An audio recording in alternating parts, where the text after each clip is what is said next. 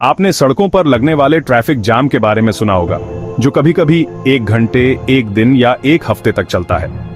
लेकिन क्या आपने कभी 8 साल तक चलने वाले ट्रैफिक जाम के बारे में सुना है? जी हां, 8 साल।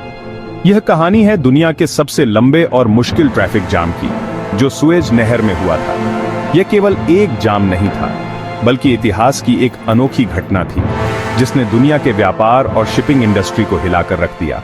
सुएज नहर शिपिंग और व्यापार की जूएल। सुएज नहर को 1869 में बनाया गया था। इसके बनने से पहले एशिया से यूरोप सामान ले जाने में महीनों लग जाते थे, क्योंकि जहाजों को अफ्रीका के चारों ओर चक्कर लगाना पड़ता था। लेकिन सुएज नहर ने इस लंबी यात्रा को चंद दिनों में बदल दिया और 10,000 किलोमीटर का रास्ता छोटा कर दिया। यह नहर समुद्री डाकुओं से भी बचाती थी। 5 जून 1967 शुरुआत एक अभूतपूर्व जाम की।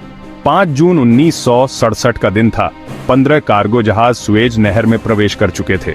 आमतौर पर जहाजों को इस नहर को पार करने में सिर्फ 12 घंटे लगते थे, लेकिन उस दिन कुछ ऐसा हुआ जिसने इस यात्रा को 8 साल लंबा बना दिया।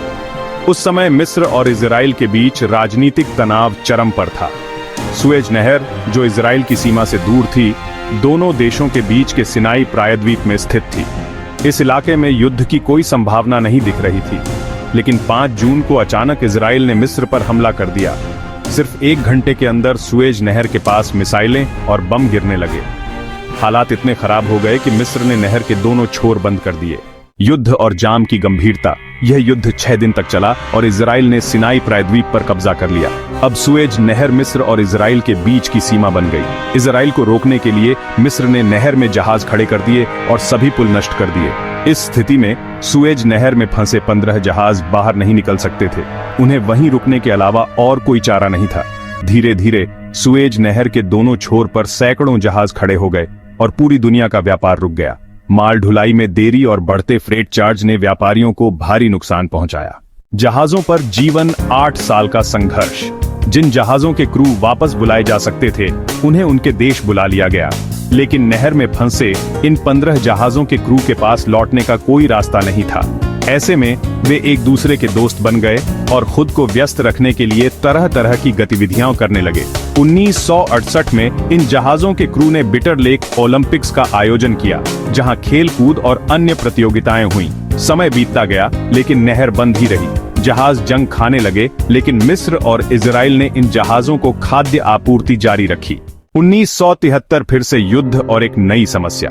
6 साल बाद 1973 में मिस्र और इजराइल के बीच फिर से युद्ध छिड़ गया। इस युद्ध में एक इजरायली मिसाइल ने गलती से एक अमेरिकी जहाज को भी निशाना बना दिया। यह युद्ध 1 हफ्ते तक चला और 24 अक्टूबर 1973 को दोनों देशों ने युद्ध विराम समझौते पर हस्ताक्षर किए। हालांकि युद्ध खत्म हो गया था, लेकिन सुएज नहर अभी भी जाम से भरी थी। मिस्र ने अपने क्षेत्र में बिछाई गई बारूदी सुरंगों और युद्ध के मलबे को हटाने में 2 साल लगाए।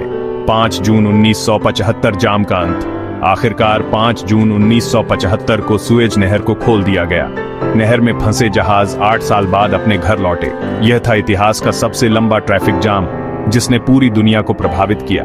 तो यह थी सुएज नहर की कहानी, जिसने साबित किया कि एक छोटी सी जगह पर जाम सिर्फ एक शहर या देश को नहीं, बल्कि पूरी दुनिया को प्रभावित कर सकता है।